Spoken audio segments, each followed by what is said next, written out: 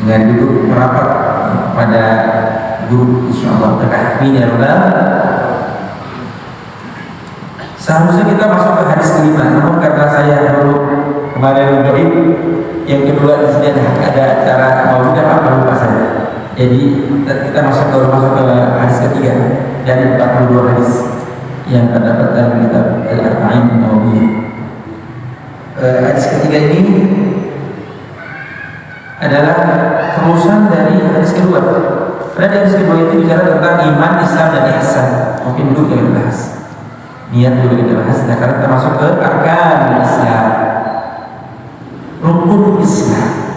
Ini tema kita hari ini tentang rukun Islam. Rukun Islam hadis yang ketiga dari kitab Syarh Al-Arba'in An-Nawawiyah, nama kitabnya Al-Jawahir Al-Lu'lu'iyah. Saya awali dengan membaca hadis terdahulu. An Abi Abdurrahman Abdullah bin Umar ibn Khattab radhiyallahu ta'ala anhuma. Hadis ini bersumber dari Abdurrahman Abdullah bin Umar ibn Khattab radhiyallahu ta'ala anhu. Dibilang anhuma ini berarti ada dua orang. Yang pertama Abdurrahman Abdullah, yang kedua adalah Umar Ibn Khattab, dan dia adalah anak dari Umar sendiri. Ya. Abdullah itu terkenal banget ya, anak Umar Ibn Khattab, dan beliau juga termasuk orang yang jadi sanad hadis karena melekat dengan Rasulullah SAW. Jadi dia tahu itu langsung yang mudah mencapai. Kalau beliau berkata, sami'tu Rasulullah, saya mendengar Rasulullah yaqul, bersabda, sallallahu alaihi wasallam bersabda, bunyal Islamu ala khamsin. Islam itu ditegakkan atas 5. Syahadatu an la ilaha illallah, yang pertama dari 5 itu, yang pertama adalah bersyahadat bahwasanya tidak ada Tuhan selain Allah, wa anna Muhammadan Rasul, dan sesungguhnya Nabi Muhammad itu adalah Rasul. Yang pertama. Yang kedua, wa iqamis shalah, mendirikan salat. Yang ketiga, wa ita'iz zakat. Wa ita'iz zakat, menunaikan zakat. Wa hajjil bait, yaitu melaksanakan haji ke Baitullah. Dan kelima adalah shaum Ramadan. Wa shaum Ramadan. Rawahul Bukhari wa Muslim. Hadis ini diriwayatkan oleh Imam Bukhari dan Muslim. Bapak-bapak sekalian, pada pertemuan yang lalu ya sudah dijelaskan tentang urutan agama, maratibud din. Jadi urutan agama itu iman, Islam, ihsan. Masih ingat ya? Dan hari ini dibahas hadis berikutnya tentang Islam. Islam itu apa? Islam itu dibangun. Jadi kalau kita itu belum melaksanakan yang kelima tadi, kecuali haji ya, kalau haji itu istiqomah bagi mampu. Lain hal kalau memang terhapus hukumnya. Jadi haji Islam itu 5: syahadat, sholat, zakat, puasa, haji. Kalau ada orang Islam belum sholat, berarti Islamnya masih dipertanyakan. Jangan-jangan baru sebatas Islam KTP dan Islam KTP, atau dia sholat tapi dia puasa, mampu, sehat. Nah ini masih pertanyaan Islam. Dia puasa, dia sholat, dia juga zakat, tapi dia gak haji, padahal mampu, sehat, duit banyak, harta berlebih, tapi dia pergi haji. Ini juga pertanyaan Islam itu 5 itu ya. Yang pertama kita bahas langsung saja di sini. Kita awali dari langsung ke sana ke matan hadis, yaitu buniyal Islamu ala khamsin ay ussisa ala khams wahid. Jadi Islam itu dibangun atas lima fondasi.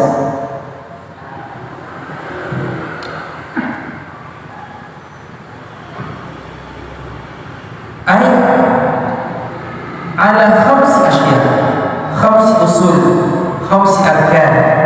Jadi atas 5 rukun, 5 fondasi ya.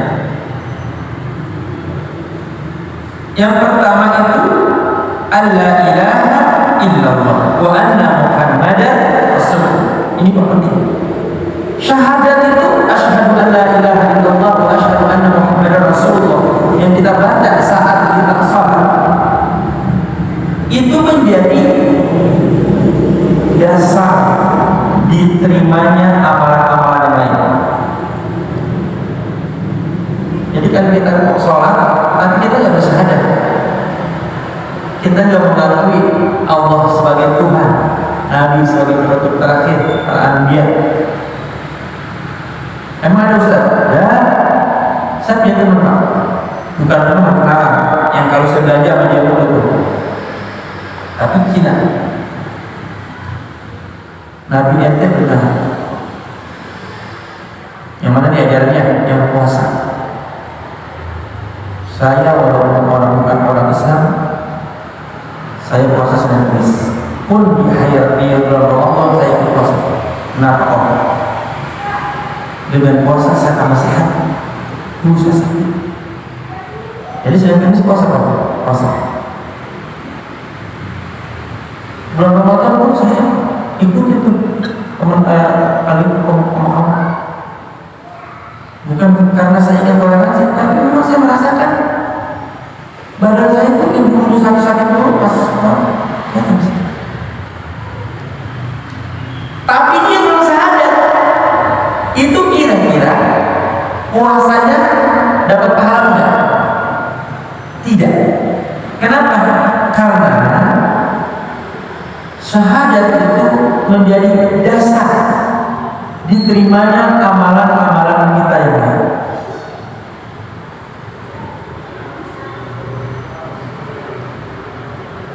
Saya juga punya siswa. Guru, boleh nggak saya selama ini ngikutin teman saya sholat. Saya ngikutin aja guru. Coba saya ngikutin. Cowok nih anaknya, saya ikut aja. Pas sholat duha saya ikut aja. Boleh nggak? Boleh. Tapi kan kamu belum syahadat. Emang kenapa kamu belum syahadat? Kan dulu. Jadi sepanjang itu dia tidak ada pahala apa-apa. Jadi belum ada rukun pertamanya tadi. Jadi syahadat itu menjadi pembuka amalan-amalan kita yang lain, menjadi dasar. Tapi dia baik Ustaz. Selama ini ngasih orang, pokoknya apapun kebaikan dilakukan di masyarakat. Tapi dia tidak mengakui Allah sebagai Tuhan. Masuk surga Ustaz. Ada yang bilang dengan saya. Saya analogikan begini jawabannya. Saya waktu kuliah di S3 di SPS UIN Sarjana UIN Syarifiyatullah pasca itu ada mahasiswa yang namanya mahasiswa Mustami.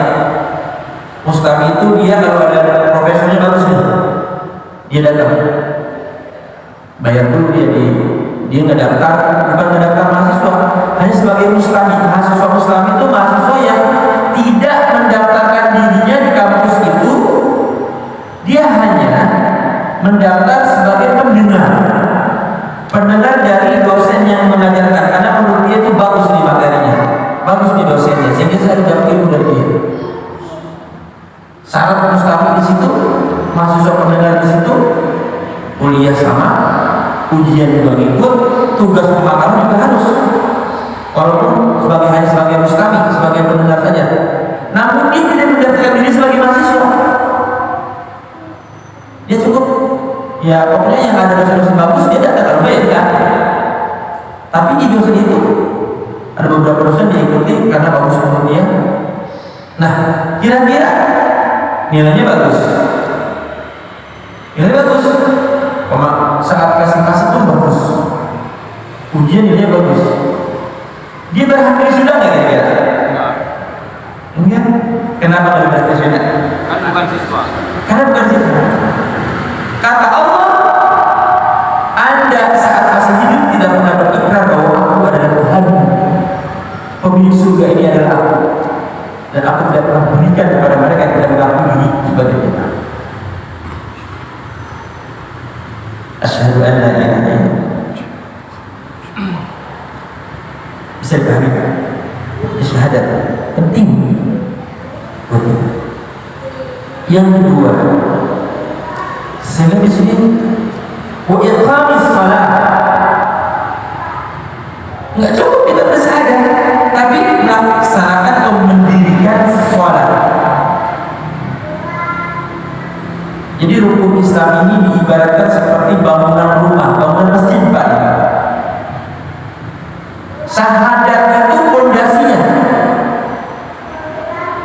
Ini masjid gede banget tadi. Saya lihat dari sana Pak. Menaranya juga 4, gede banget. Kira-kira ini masjid kalau fondasinya ecek-ecek, gimana kira-kira bangunannya?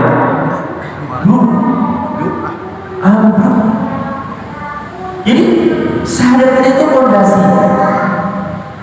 Yang kedua, wa iqamis shalah. Ya cukup fondasi aja, kita juga harus ada bangunan di atasnya. Maka sebelum membangun yang lain, tukang biasanya bangun tiang-tiang dulu kan. Tiangnya itu adalah sholat. Makanya as-sholat imaduddin. Sholat itu adalah tiangnya.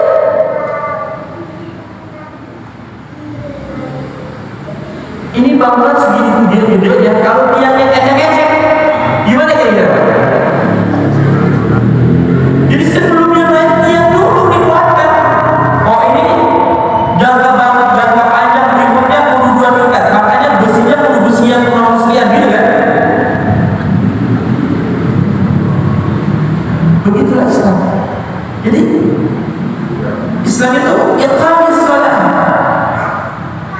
Wa hiya khamsun fi kulli yawmin wa laylah. 5 waktu dalam sehari Islam. Wal muradu bi iqamatiha al-muhafazah 'alaiha. Yang dimaksud dengan mendirikan salat itu adalah al-muhafazah 'alaiha. Artinya kita itu memelihara salat itu jangan sampai lepas dari diri kita. Itu iqamahnya. Al-muhafazah. Al-muhafazah maknanya itu kita memelihara salat kita. Nah sehingga nanti ada hadis ini Pak. Man hafazah. Tadi hubungan dengan iqamah. Jadi iqamah itu maknanya adalah hafazah. Artinya memelihara salat. Sehingga Nabi bilang, man hafazah ala shalawatil khams. Siapa di antara kita yang memelihara? Memelihara itu artinya apa Pak? Kita tahu waktu udah asar, udah zuhur, udah maghrib, pas tepat semuanya. Kita memelihara. Siapa di antara kita yang memelihara salat? Yang 5 waktu itu ada wudunya dipelihara, nggak asal-asalan kita buka asal-asalan buka. Jadi wudunya disempurnakan dia pelihara dari mulai wudunya bagus. Kemudian apa? Wa mawaqituha, dipelihara waktu-waktunya. Udah azan nih. Dalam kita berdiri dulu kita masalah. Wa rukunya, sujudnya dipelihara sama kita. Jadi nggak ecek-ecek.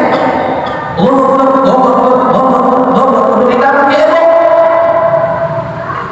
Tapi kita pakai ebok. Saya berani.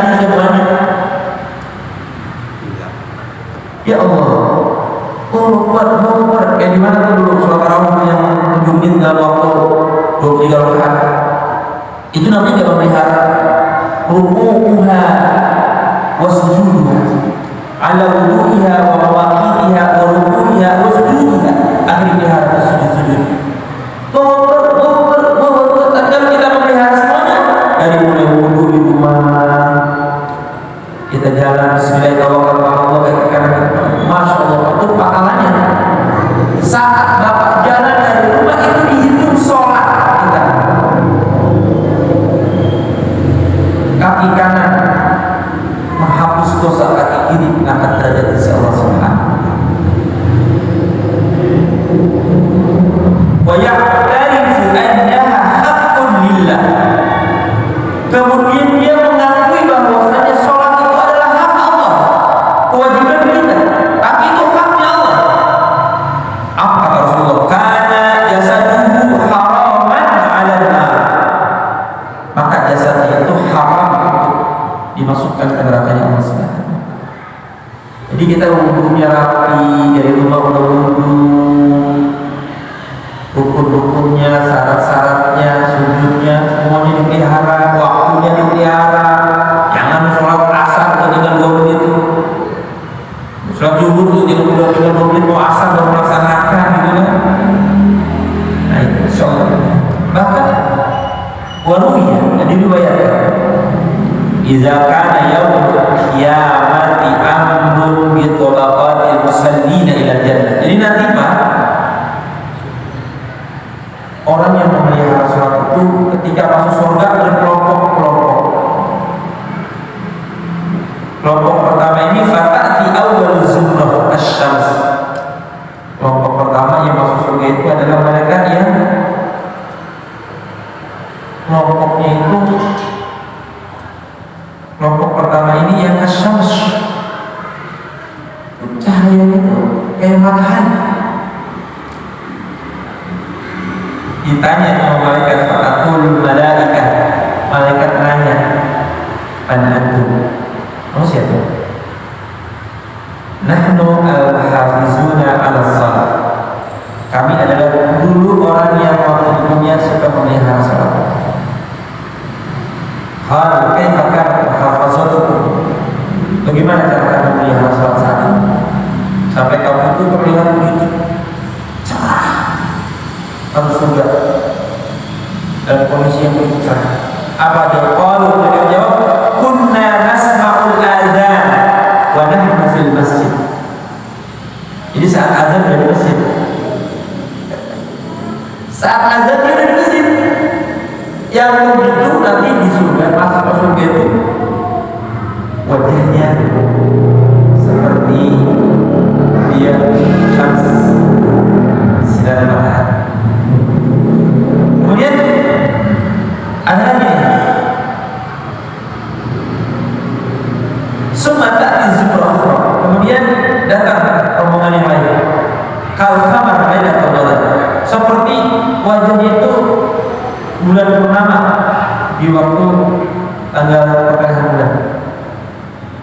Ataqulul malaikat, nanya malaikat, man antum? Siapa kamu?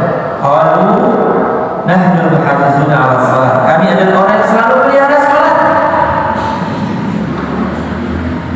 Kaifa kana hafizatukum? Gimana kamu tak pelihara salat? Apa dia bilang?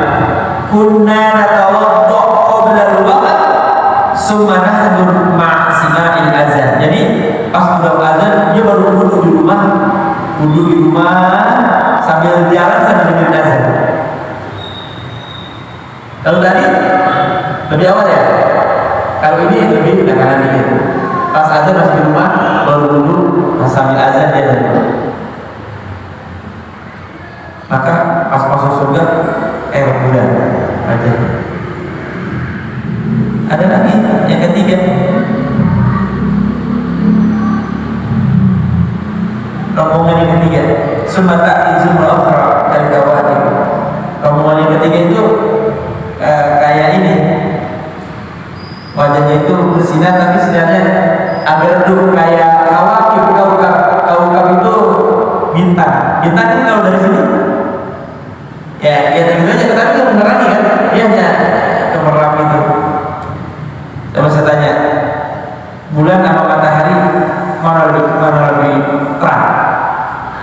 matahari. Bulan sama bintang mana yang terang? Bulan. Berarti begitulah kedudukan. Itu bagaimana yang ketiga itu? Kata mereka, kunna natawaddu ba'dal azan. Kalau udah azan udah iqamah kita baru wudu di rumah. Tapi masuk surga. Amin ya Allah. Ya Allah, begitulah kata orang. Jadi Bapak sekalian, sholat itu diumpamakan bangunan tiang. Harus dikuatkan. Tiang itu kalau ingin bangunannya kokoh. Hidup kita harus dikuatkan sholat kita kalau ingin kita itu bahagia di akhirat. Yang ketiga, wa ita'uz zakat, melaksanakan apa? Membayar zakat, menunaikan zakat. Yang berapa nih? Yang ketiga, kalau syahadah itu diumpamakan seperti apa tadi? Fondasi, maka sholat sebagai pilar. Maka zakat itu adalah pintu dan jendela.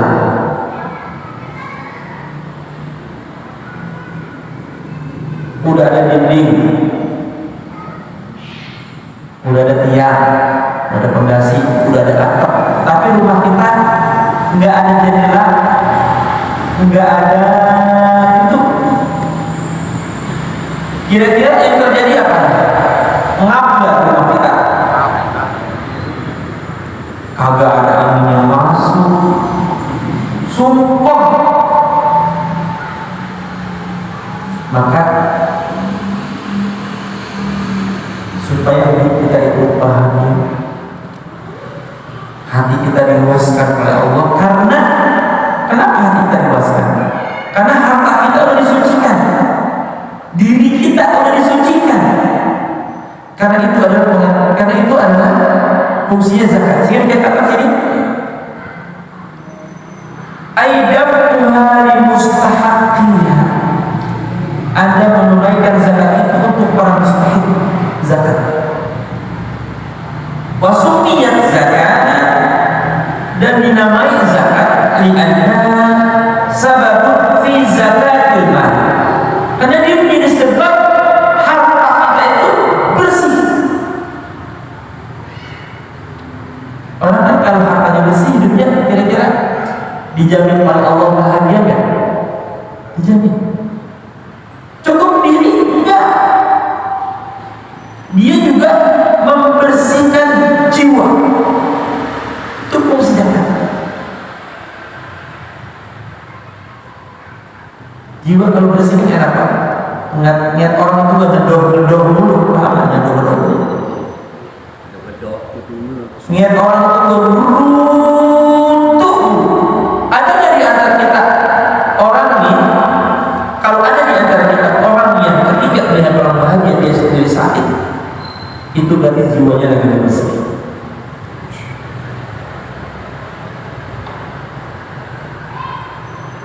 Diumpamakan rumah itu ada jendelanya, ada pintunya, sehingga ada anginnya masuk, berganti angin yang lama dikeluarkan, angin baru masuk. Jiwa kita, jiwanya sehat, hartanya bersih, jiwanya bersih, seperti rumah yang tadi, anginnya keluar masuk. Banyak di rumah kalau ada jendela gimana? Kalau dari pintu mau masuk lewat. Maka jadi kita zakat itu seperti bangunan. Kalau fondasinya itu syahadat, rukunnya sholat itu menjadi tiang, maka zakat itu menjadi apa tadi? Menjadi pintu dan sehingga sini dikatakan Pak nih, ada hadis, ma min sahib zahabin wala fiddah la yu'addi haqqaha illa idza kana yaumul qiyamah subihat lahu sufaih minna. Jadi kalau di antara kita itu punya harta tapi nggak mau ngeluarin zakat, baik ya kan, mal maupun zakat fitrah. Maka nanti di akhirat itu kata Nabi ada lempengan yang terbuat dari api neraka. Jadi nanti ada lempengan. Lempengan itu kayak ya kayak gitu kan, semacam bundar gitu, tapi terbuat dari api neraka. Faktu wa bihajabatu. Kemudian ditempel di apanya itu, di jidatnya. Ya apanya lagi? Wajanbah. Di sini. Yang tadi terbuat dari neraka tuh, lempengan tadi tuh. Wazuhri, punggungnya depan lagi. Masa ulama baridat, manakala lempengan tadi itu ada, dingin, mu'idat lahu, dipanasin lagi. Fi yaumin kana miqdaruhu 50,000 sanah. Ya Allah, seperti panas itu dipanaskan sepanjang sekitar 1.500 tahun memanasinya. Baru kan ya Allah bilang hatta yaqdi Allah bainal ibad fa yara sabilahu imma ila jannah wa imma ila nar. Jadi kita sebagai umat Islam tadi ini umat Islam sebenarnya udah ada di kita itu 80% kan. Kalau orang semuanya zakat kita nggak usah zakat sudah cukup, nggak usah pajak sudah cukup. Ini kita kan sebagai umat Islam zakat lain, pajak lain juga. Kalau di negara-negara lain nggak ada zakat, nggak ada pajak, dia itu wajib zakat. Tapi pengelola zakat itu dulu dibuat kemakmuran rakyat sama di Indonesia. Gak tahu lah di Indonesia sering saya ngomong sama tahu dah. Yang keberapa ini? Yang ketiga, yaitu zakat. Wahijil bait. Di susunan hadis ini biasanya kalau di hadis itu kan haji ke-5, tapi tidak apa-apa, di sini ada urutan hadis ini yang keempat. Wahidul bait. Nah ini kong alim besok insyaallah nih. Kalau ini kong ya, kong. Ini ya. Amin, sehat ya. Doain ya, sehat ya. Sama istri ya. Alhamdulillah, doain. Yang keempat rukun Islam itu adalah hajjul bait. Wa huwa wajibun 'ala al-mustati'. Nah ini tadi. Wajib bagi yang mampu. Bapak-bapak yang mampu jangan merasa nanti saya harus selesai sempurna, enggak. Untuk yang mampu. Ada solusi Ustaz? Ada. Apa solusinya untuk yang mampu? Kata Nabi, man masya ila al-masjid liyu'allim aw ya'lam aw yata'allam. Siapa yang menuju masjid dengan tujuan untuk mengajar atau belajar, akan dilakukan haji, maka baginya pahala haji. Taman sempurna. Maksudnya apa sempurna? Pahala seperti persis seperti orang haji. Jadi kalau untuk haji sering ke masjid, pahala berjamaah itu sama seperti orang berhaji. Tapi Tuhan jangan diakal-akalin. Pas giliran mampu, duit banyak, udah saya buat ke haji. Nggak usah pergi haji, udah dapat pahala haji terus. Itu namanya akal-akalin. Itu namanya akal-akalin. Orang jadi akal-akalin. Kan kata guru dapat pahala haji terus saya. Iya. Tapi kewajiban sebagai hajinya belum terlaksana. Kalau sudah mampu. Jadi kalau kita belum merasa ada panggilan haji, saya ke masjid dan kita akan dapat pahala. Allah itu Rasulullah masih ada solusi. Dulu ada sahabat gini, mereka datang ke istri-istri Rasul, tanya tentang bagaimana Rasul beribadah. Pas dijawab oleh istri-istrinya, istri yang ngobrol, ada 3 orang datang. Yang pertama ke SD di sana, yang kedua, ketiga, tanya sama, pertanyaannya sama tentang bagaimana Nabi ketika beribadah. Bagaimana tuh intensnya Nabi beribadah? Jawabannya sama di antara para istrinya, apa? Luar biasa Nabi kalau beribadah. Sampai yang bertiga itu begini, saya berjanji setelah pulang dari rumah istrinya, saya mau berjanji kita itu gak ada apa-apa yang dibandingkan Nabi. Maka mulai hari ini, kata yang pertama nih, saya akan sholat malam tanpa tidur. Habis sholat isya saya mau sholat sunnah terus sampai pagi. Yang kedua, saya berjanji saya akan puasa setiap hari tanpa diselingung dengan terbuka, puasa terus. Yang ketiga, saya mau janji saya nggak mau kawin sama wanita karena takut terganggu pada saya. Udah lagi dengar panggil semua. Kata Nabi, saya adalah orang yang paling lebih bertakwa dibandingkan Anda dan Bapak. Tapi saya tidur malamnya, saya juga sholat, saya juga puasa. Tapi besok ada yang gak puasa. Saya juga nikah. Sampai ada kalian nikah dan tidak mengikuti sunnahku pada saat ini. Saya beritahu. Apa solusi Nabi buat kita yang tidak sholat sepanjang malam tapi dapat pahala sepanjang malam? Sholat subuh berjamaah. Sholat subuh berjamaah itu pahalanya seolah-olah kita itu seperti habis isya sholat sunnah sepanjang ketemu subuh.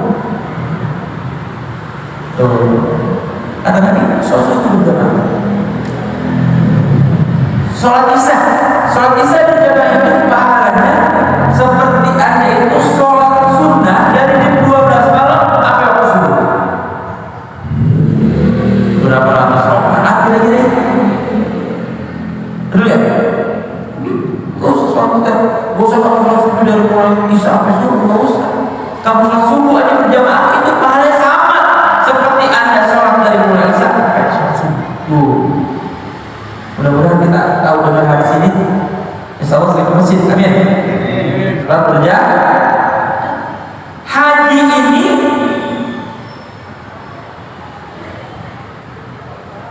wa fi'luhu yukaffiru as-saghair wal kabair. Orang yang melaksanakan haji itu akan menghapus dosa yang kecil maupun yang besar yang pernah dilakukan olehnya. Hatta taba'an, bahkan pahala-pahala berikutnya dosa-dosa berikutnya yang dia lakukan terhapus gara-gara haji. Masya Allah, haji itu luar biasa. Bahkan saya pernah baca al-hajju qimmatu arkanil Islam. Haji itu puncak rukun Islam.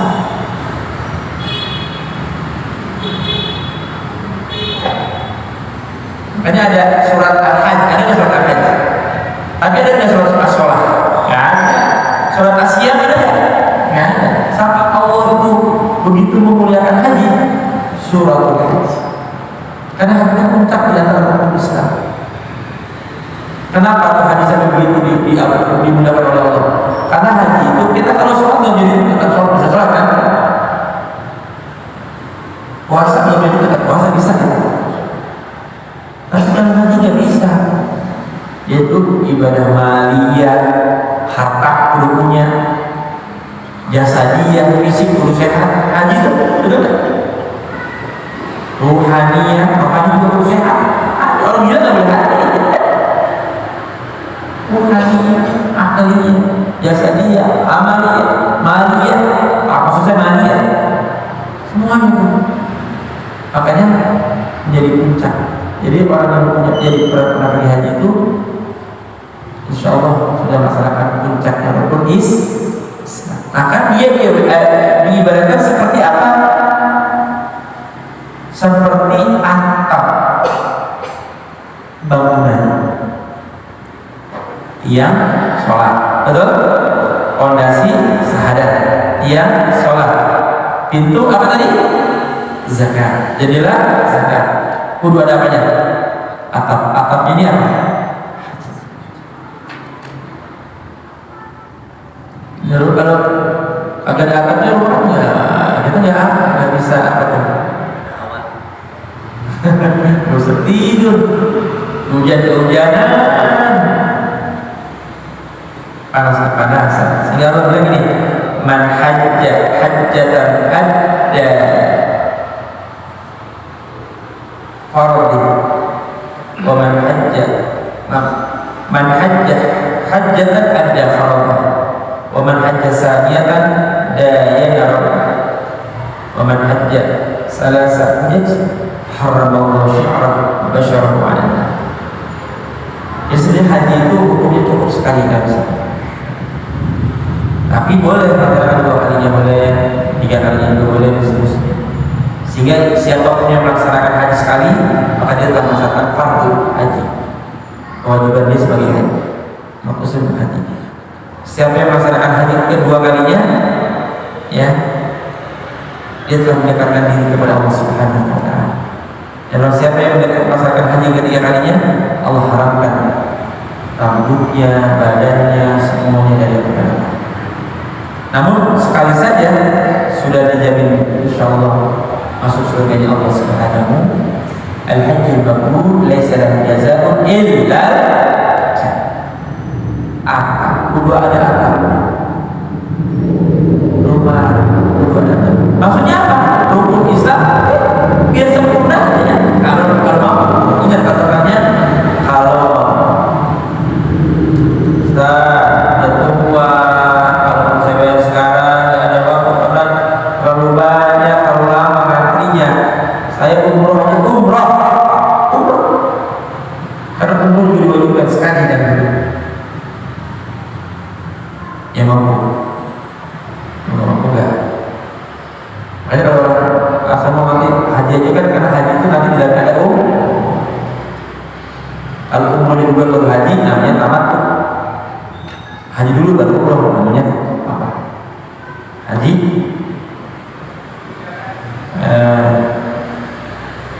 dah kalau dua-duanya bareng nah haji kiron kan? Jadi nanti ada cara-caranya. Jadi Bapak sekalian, jemaah yang Allah Subhanahu wa Ta'ala, man kharaja min baitihi hajjan aw mu'tamiran wa mata ajrallahu lahu ajral hajj wal mu'tamir ila yaumil. Orang yang berangkat haji, keluar rumah pergi haji, belum sampai haji dia meninggal, di pesawat dia meninggal, belum haji dia meninggal, maka dicatat oleh Allah pahalanya seperti dia pahala haji dan umrah. Nanti dia udah daftar Ustaz, tak bisa pergi, udah meninggal, terlalu lama gitu kan. Ada orang di antara kita yang udah bayar karena terlalu lama sampai meninggal belum dipanggil, ada gak? Ajrallahu lahu ajral hajj wal mu'tamir ila yaumil qiyamah. Maka dia diberikan pahala haji, dia diberikan pahala umrah. Ya. Udah berada duit, taruh aja dah, maksud saya bayar. Masalah nanti Allah panggil kapan-kapan urusan Allah. Pun tiket kita meninggal, nih dia. Man kharaja min baitihi hajj. Siapa yang keluar dari rumahnya untuk bermaksud berhaji, aw mu'tamir atau umrah, wa mata meninggal. Lo baru keluar meninggal, baru pesawat misalnya kan, baru nyampe di bandara misalnya kan, atau mau sudah jalan sampai, atau baru nyampe di Jeddah misalnya kan, atau udah sampai di Mekah, udah umrah tapi belum haji, tetap tercatat sebagai hajjan atau mu'tamir. Azan keempat, atau lagi lanjut kamu. Satu lagi, saum Ramadan.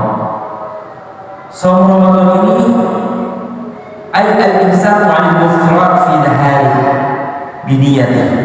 Jadi puasa Ramadan itu menahan diri dari hal-hal yang membatalkan, baik dia membatalkan puasanya maupun membatalkan pahala puasanya. Beda. Kita puasa nih ngomongin orang dulu, pahalanya sih sah, tapi batal pahalanya. Kira apa? Oh babi, naudzubillah. Apa yang batal? Makan sengaja, membatalkan puasa. Kalau tadi hanya sebagai batal, maka puasa itu adalah dinding rumah. Udah ada fondasi, udah ada dinding, udah ada tiang, udah ada atap.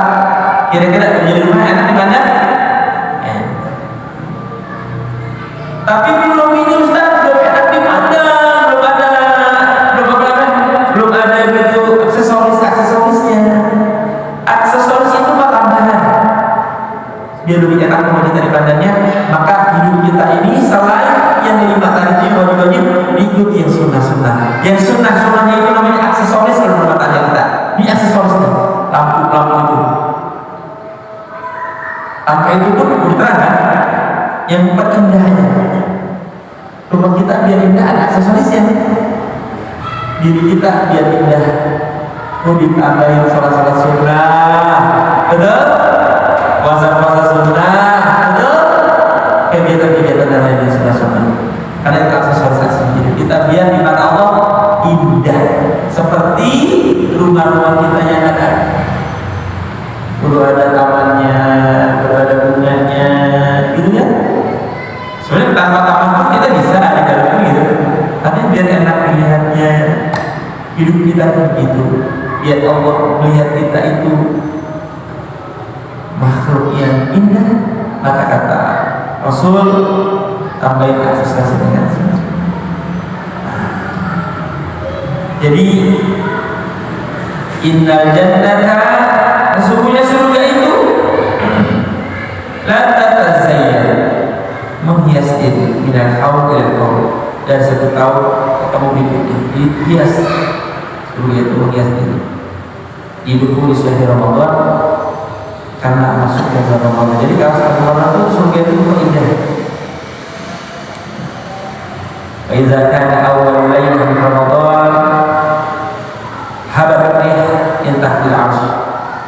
Jadi ketika awal Ramadan itu dari bawah arsy itu ada semacam hembusan angin surga. Ya Allah. Tusaffiq warak asya al-jannah, maka bunga-bunga daun-daun yang ada di mana tuh surga itu pada kayak tusaffiq itu kayak apa itu bergerak gitu kan.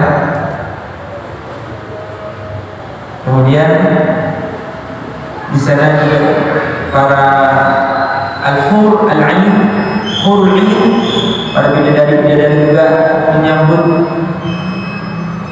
kedatangan bulan Ramadan li syarafil jannah, untuk menghormati bulan